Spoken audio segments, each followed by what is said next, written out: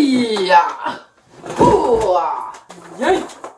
Hi, we're backing, everybody. I mean, it's no surprise. Actually, by the time you guys see this video, I will no longer be in Colorado. I will be, hopefully, I'll have made it to Ohio. Fingers crossed. We are moving, as you know, but I've got a lot of packing to do, and I thought I would talk. Thought we'd do some talking. I'm so sorry for the echo, because there's nothing. There's nothing. The only thing on these walls is my Paul calendar. That's it. We'll be doing it with baby. I could hold him with one hand. Remember that? You guys remember that? I still can. What are you talking about? He's a Chihuahua. Of course I can still hold him with one hand. I already sold my dresser. So I've been living out of these guys and these guys. I only have, as of today, 4, 5, 6, 7, 8, 9, 10 days left in this apartment, 12 until I am in Ohio. So I figure I can plan what I'm gonna wear for the next 12 days and the rest I can pack. Now, granted, I have recently done laundry, so these kind of automatically are the, hi, I frequently wear this. And a lot of the stuff here and here are infrequent users, I don't know, infrequent wearers. So we're gonna do that while talking about shit y'all need to stop doing. That's come out really aggressive. I'm looking at Booktube and Book Talk and stuff. Well, I'm not on TikTok anymore because it went bye-bye and then I couldn't re-download it. I don't know. But I also feel a little bit freed from TikTok, even though as an author I should be on a lot of platforms constantly spamming you with my books. But I don't do that a lot. Buy my books, Ko-fi.com, So I just see some things, and I've watched some recent videos that either bring up topics that people keep arguing about that I don't think we need to be arguing about anymore or should have ever in the first place. And just things that I'm like, let's stop, let's grow, okay? Let's have some internal growth, let's have some reflection, because I have a list of five things that I think collectively as a whole on Booktube and Booktop and Bookstagram and book social media, we need to stop doing these things. We need to stop doing these things. So a lot of these, like, yep, I also will be listening to this advice because I have been a person who has succumbed to these things, and let's just stop doing them. So I'm gonna figure out my clothes, and right now I'm just gonna pile things that I know can go away into here, because then I bought these bags, the vacuum baggies, and then I have to pump it up, but really pump it out to make it smaller so I can fit more. But I also kind of hate these things because it always makes it heavier and kind of feels like I'm defeating the purpose. And I don't know. Do I actually fit more when I use those? I don't know. I don't necessarily think so, but I got them because I thought I was going to be transporting. I'm going to use them for like my blankets and stuff because those, they can get flatter. But clothes are a different story. Anyway, number 1 is just to stop judging people on their reading taste, okay? We all can read whatever we want. You know, let's just leave it be. If you want to read monster fucker romance, power to you. You know, you can do whatever your heart desires. And I don't care. If you want to read lit fic, if you want to read classics, if you want to read mystery or horror or dark romance and, you know, questionable stuff like that, I don't care. Just stop caring. It's not hurting you. It's not hurting anyone by reading those things. The only way it hurts someone is if you're reading like a really heavy, dark, non-consensual, dark romance, and then you decide, I'm going to do those things too to somebody else who does not consent. That's a problem. Or if you're like, I'm reading this serial killer book, taking notes, no. You know, but otherwise, it doesn't make any, wow, all of these pants are plaid. How do I own so many plaid pants? They're different plaids. That was four different plaids. And here's a 5th. Here's a 5th plaid. I don't have a style. I don't know what you're talking about. That's a shirt. That's a shirt I wear. Hold on. Some of these are gonna be hard to decide. I don't like tights. Tights are not hard to decide. Tights go away. One empty little guy. Currently not wearing my spooky spider rainbow, like my spooky spider rainbow leggings. I don't know. I don't know the difference anymore. But I don't wear a lot of these ones because my ones that I wear a lot are in the hamper. So that's what we're doing. These purple ones. I kind of wear these. I kind of wear these sometimes. I'll put you in a maybe. We'll put you on there. Someone, let's just collectively stop, drop, and roll. Just chill. I think we can chill on judging people. Now, that's not to say that you can't not like what somebody else is reading, obviously, but you're not the one reading it, so it doesn't really matter. Well, you don't have to shame someone into not. Like, I get it a lot in my life where I get shamed for reading fantasy romance and stuff, and because I'm not reading lit fic or something. I'm not intellectual enough. And you know what? I never claimed to be an intellectual. I'm a dum-dum. I don't have many brain cells, but the ones I do have, I like to utilize them for fantasizing about other lands and romances that are not part of my life, because my life is not as great as those stories, and I would like to live vicariously through them. Thank you. You're there. The white, I hardly ever wear white. On that note, sort of on that note, I don't think you should only be reading one genre. And this is not a superiority thing. This is just I think it's important for people to read other genres because you never know what you're missing. And you don't have to read, every genre in the world. But I think just hearing okay, as an author, I'll pitch people my book, or someone will pitch a book to me. And, it's okay if like thriller's not my genre, but I still read thrillers because, I'll give it a shot. I like to give things a shot. Now, I do understand the argument of I don't want to waste my time with something I know I'm going to hate. But you don't necessarily know for certain until you've read it that you're going to hate it. Now, you definitely can have certain plot devices and tropes and things that you don't like, and everybody like, no, it's probably not going to be for me. But if you're the type of person that if someone comes up to you and says, "Oh, I read this cool horror sucks, I don't read horror at all," that's gotta stop. You gotta stop that, okay? Because I don't read horror a lot. There's some good horror out there that I have liked. And the same for the opposite. Oh, you read romantasy. I'll never read a romantasy. Well, let me do you one that I think you will. What things do you like? In the genre you read, find those things, and then you can try to apply them to the other genres and see if they exist, because that might help you genre hop. And this is especially important for writers to read outside the genre you write in, because that's I find one of the best ways to get inspired, and it's really good ways for helping just developing your skills as a writer, because you can implement stuff. I found another plaid. One of the things that I've really loved hearing some feedback on is the CAC, is that it's pitched as cozy fantasy. I don't know if I agree with it being totally pitched that way, because it's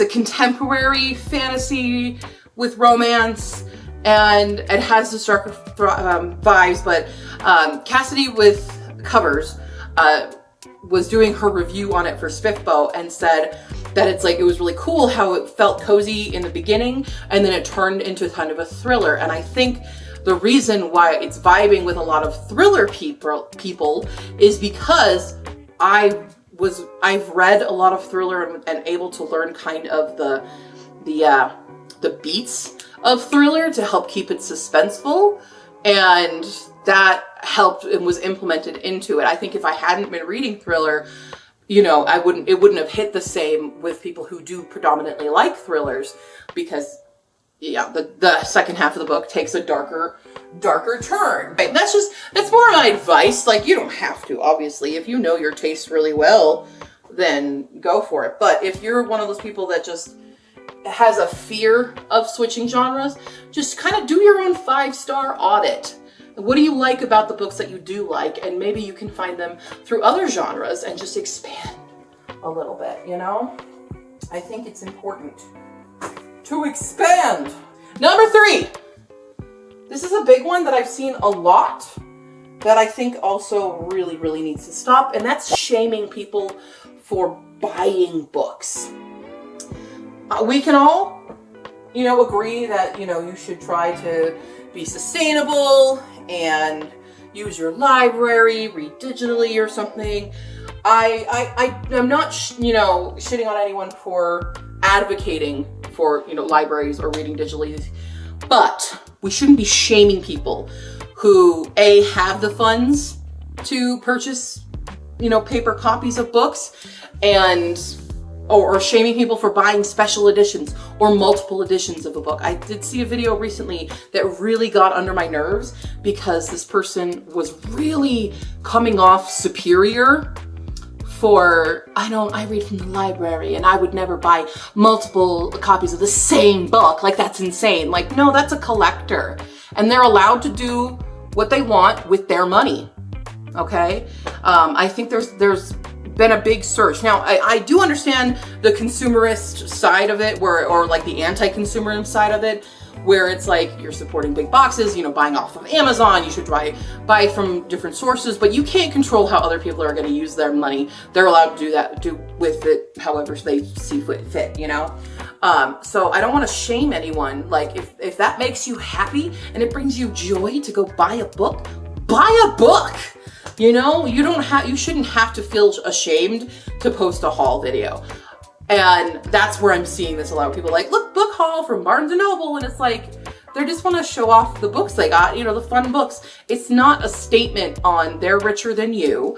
It's not a statement on, I'm, or the person who's doing it. I'm speaking I'm as if I'm them, as if they don't care about, the environment or stuff like that. Sometimes they just want to share their love of reading, and it's not any real deeper than that. So you don't have to jump down their throats about buying books when it's their lives and their money. We just need to stop doing that, okay? If we want to film a book haul or a book unhaul, I saw a lot of hate for unhauls. And it's like, okay, what do you want from people? Do you want us to not own books? You want us to own books? I don't get it. It's okay that if you've bought a book and then haven't read it, it's okay. It's your book. And you decide, maybe I'm not interested anymore. That one really got me. I saw a few people talking about how they hated unhauls because it's like, how wasteful for them to buy that book, never read it, and then unhaul it. And it's like, you know what? They were different people when they bought the book. I was a different person when I first started getting into Booktube and was buying like crazy and like everything sounded good to me. But now, as I've grown, there's only so many hours in a day, so many days in a year. I didn't quite get to those books. And now, 5 years later or whatever, oh God, no, it's longer than that. But several years later, I don't have the same taste. I did then think I would like this book. Now I don't think I would. I'm going to unhaul it. I'm going to donate it or sell it to somebody else who will probably be like, yeah, I could read that. All right. Ooh, we're making progress on these boxes, y'all. All right, number 4. I am so tired of this conversation of indie versus trad. I'm so tired. I'm so tired. No one's better than the other. Stop with superiority complexes on both sides. It depends on the author and what they want, and their abilities, okay? I understand the appeal of both sides. I'm an indie author for many reasons. Indie authors are not failures at trad. Trad is a business, traditional publishing. For those who don't know what I'm talking about, traditional publishing, they're more business minded. If they don't think they can sell your book, you're not getting a book deal with them. That's okay. So being indie doesn't make you a failure for that. It makes you too unique and too cool that they don't know how to figure it out, so they don't know how to do their jobs. But on the other side, if they do know how to market your book and you choose to go trad, now you don't have to worry about a lot of the stuff that indie people do. You have a lot of the expenses go away. And that's great. And so for some people, that's a big appeal. for traditional. Now you give up a little bit of control when you do that. That's okay. If you're okay with that, go for trad. If you can do it, go for it. Same on the other side. Indie, if you decide I want more control over my book, I want to control my cover art, I want to control my editing and stuff, I want to control my formatting, I want to control my marketing, you have to do all that. Now granted, you have to do all that yourself or hire, you have to hire, but that's a lot of money. And so for some people, indie doesn't work, and that's okay. But for some people, indie is better, and that's okay.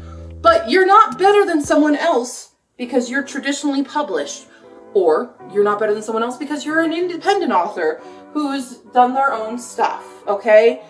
We're all different people. We're all handling our different means of publishing. It's not bad, one or the other. The bad ones are vanity presses that are taking advantage of indie authors. That's who we should be yelling at, okay? We should get on their asses because they're scam artists and they need to go away. They need to go away forever because they all suck. Stop. Let's just stop. Let's just stop. It doesn't matter. The book exists.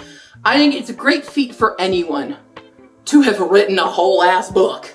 All right? Let's commend people for doing that, regardless of its content, regardless of how it's published. All right, you did something. As the only time you should shame someone on publishing a book is if they freaking used AI to generate it. Then you didn't write a freaking book, asshole. I'm fine. I'm not super passionate about that at all. Oh, hey, my boots. I was looking for you. I count socks. 1, 2, 3,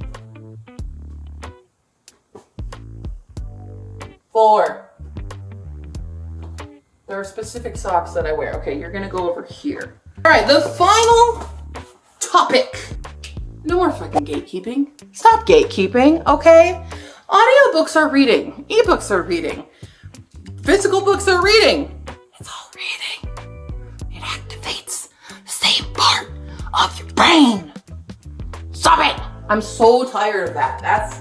That's actually probably one of the biggest arguments I am sick and tired of hearing about. Just shut the hell up. Yeah. I'm really tired of it. It's ableist for one to tell people that audiobooks are not reading because what if you have no sight?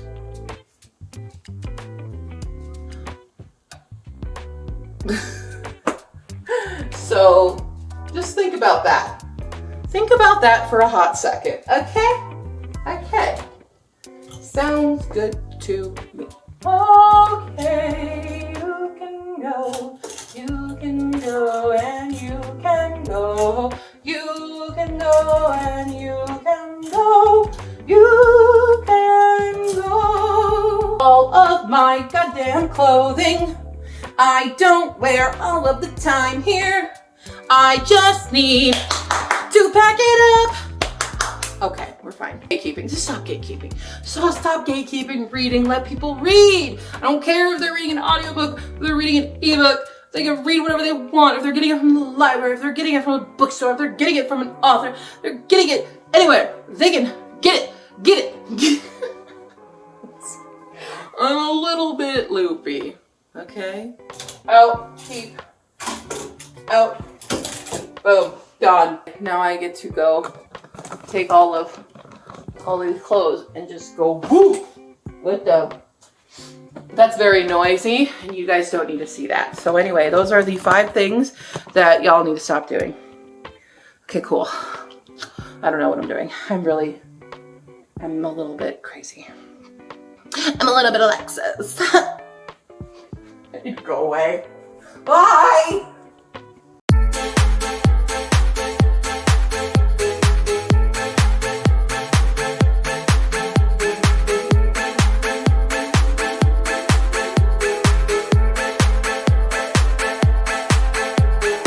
Oh God, oh God, oh God. I already sold my dresser. Sorry. Yeah. 5. Wow, am I dehydrated? You know, I don't know where I was going with that. She's gone to plaid.